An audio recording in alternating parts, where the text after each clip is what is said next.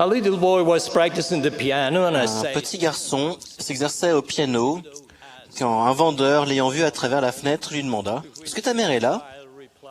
Ce à quoi l'enfant répondit « Et qu'est-ce que vous en pensez ?» Nos 5 enfants jouent du piano et c'est grâce à la motivation de ma femme. Quand le professeur de piano arrivait chez nous, notre fils Adrien s'enfuyait et se cachait pour ne pas avoir sa leçon. Mais un jour, quelque chose de merveilleux se produisit. Il commença à tant aimer la musique qu'il continua à s'exercer tout seul. Si nous pouvions parvenir à ce même niveau dans notre conversion, ce serait merveilleux. Ce serait merveilleux d'avoir, sans que personne ne nous le rappelle, le désir profond de respecter les commandements et d'avoir la conviction ferme qu'en suivant le bon chemin, nous recevrons les bénédictions promises dans les Écritures. Il y a des années, ma femme, notre fille, Evelyne, une amie de la famille, et moi visitions le parc national des Arches. Une des arches les plus célèbres s'appelle l'Arche délicate. Nous décidâmes d'escalader la montagne pendant environ 2 kilomètres pour arriver jusqu'à l'arche.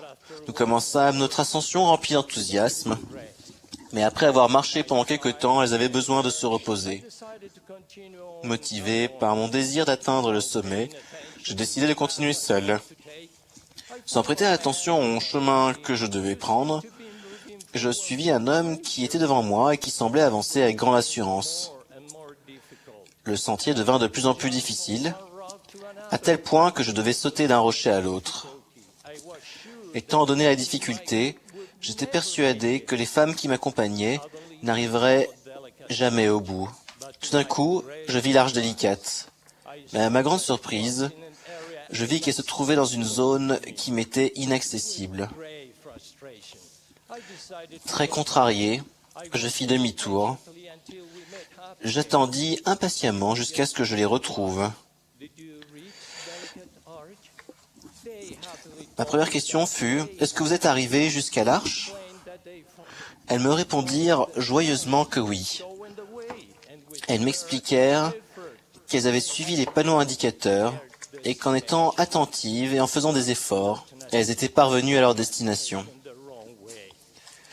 Malheureusement, j'avais pris le mauvais sentier. Ce jour-là, je reçus une grande leçon. Combien de fois pensons-nous prendre le bon chemin alors que nous nous laissons entraîner par les tendances du monde? Posons-nous continuellement la question de savoir si nous mettons en pratique la parole de Jésus-Christ. On trouve dans le livre de Jean un enseignement merveilleux. « Demeurez en moi, et je demeurerai en vous. Comme le sarment ne peut de lui-même porter du fruit s'il ne demeure attaché au cep. Ainsi, vous ne le pouvez non plus si vous ne demeurez en moi. Je suis le cep, vous êtes les sarments. Celui qui demeure en moi et en qui je demeure porte beaucoup de fruits, car sans moi, vous ne pouvez rien faire. » Cette analogie nous montre le rapport très étroit et transcendant qui existe avec Jésus-Christ et l'importance qu'il accorde à chacun de nous. Il est la racine et le tronc qui nous apporte l'eau vive, la sève qui, en nous nourrissant, nous permet de produire beaucoup de fruits. Jésus-Christ nous a instruits de telle façon que nous, les branches, nous qui dépendons de lui, nous ne sous-estimions jamais la valeur de ses enseignements. Il y a des erreurs qui peuvent être graves, et si nous ne les corrigeons pas en temps voulu, elles risquent de nous éloigner définitivement du droit chemin.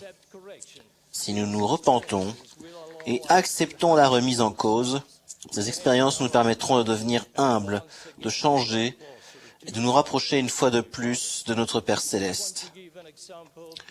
Nous voyons dans l'un des moments les plus dramatiques de la vie de Joseph Smith, le prophète, un exemple de ce concept. Par cette expérience que Frère Hales a mentionnée, le Seigneur nous a donné un enseignement précieux concernant les principes que nous devons garder à l'esprit tout au long de notre vie. Cela s'est passé quand Martin Harris a perdu les 116 pages traduites de la première partie du livre de Mormon. Après s'être repenti de ne pas avoir suivi la recommandation de Dieu, le prophète reçut la révélation qui se trouve à la section 3 des Doctrines et Alliances. D'après les versets 1 à 7, je vais dégager 3 principes dont nous devons toujours nous souvenir. Premièrement, on ne peut pas faire échouer les œuvres, les desseins et les intentions de Dieu. Nous ne devons pas craindre les hommes plus que Dieu. Nous devons constamment nous repentir. Au verset 13, le Seigneur nous enseigne 4 choses qu'il ne faut jamais faire.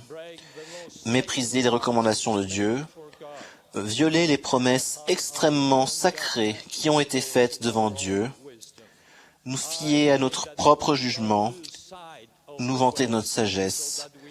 Je prie pour que nous ne perdions pas de vue le sentier de manière à toujours être contactés aux cieux, afin que les courants du monde ne nous emportent pas. Si l'un d'entre vous arrive au point où il abandonne la voie du Seigneur, à quelque endroit que ce soit de cette voie, il éprouvera avec de grands remords le chagrin d'avoir méprisé les recommandations de Dieu, d'avoir violé les promesses extrêmement sacrées faites devant Dieu, de s'être fié à son propre jugement ou de s'être vanté de sa propre sagesse. Si tel est votre cas, je vous exhorte à vous repentir et à revenir sur le droit chemin. Un petit-fils a téléphoné un jour à son grand-père pour lui souhaiter un joyeux anniversaire. Il lui a demandé quel âge il a. Il lui a répondu qu'il venait d'avoir 70 ans. Le petit-fils réfléchit quelques instants, puis lui a demandé « Papy, est-ce que tu as commencé à compter à partir de 1 ?» Pendant leur enfance et leur jeunesse, les gens pensent qu'ils ne vieilliront jamais. L'idée de la mort ne prend jamais racine. Ça, c'est pour les gens très très âgés et c'est dans quelques siècles.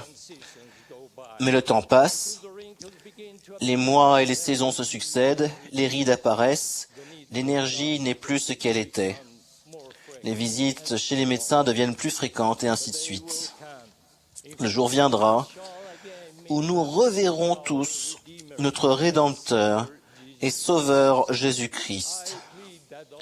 Je prie pour qu'en cette occasion sacrée et sublime, nous puissions le reconnaître grâce à la connaissance que nous avons de lui et pour avoir suivi ses enseignements. Il nous montrera les marques dans ses mains et ses pieds. Nous nous retrouverons dans une étreinte durable et pleurerons de joie d'avoir suivi sa voie. Je témoigne aux 4 coins de la terre que Jésus-Christ vit. Il nous lance cette exhortation.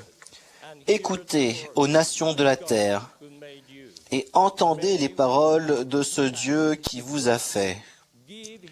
Puissions-nous avoir la capacité de saisir, d'écouter, de comprendre et d'interpréter correctement le message de ce Dieu qui nous a fait, pour que nous ne nous égarions pas de sa voie. C'est ma supplique, au nom de Jésus-Christ. Amen.